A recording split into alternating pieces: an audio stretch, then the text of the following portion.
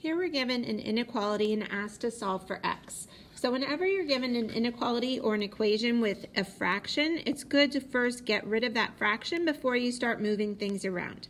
So the first way you can change this is think of this as 1 divided by 2, which is 0.5. The other way you can get rid of that fraction is to take this entire inequality and multiply it by 2. Because when you take 1/2 and multiply it by 2, you get 1. So let's do that. We need to multiply each of these terms by 2.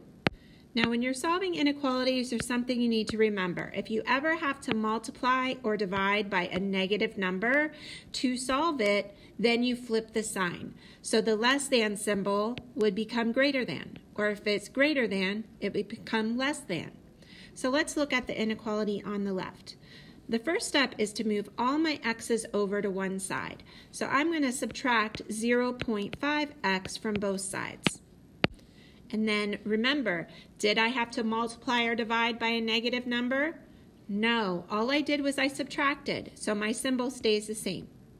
Now I'm going to get rid of that 1.5 by dividing both sides by 1.5.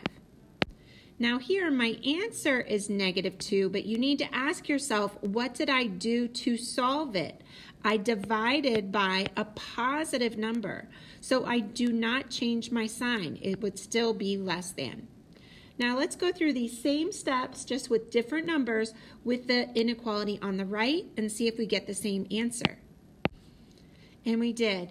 By subtracting and dividing for the inequality on the right, we also got x is less than -2. So that would be our answer.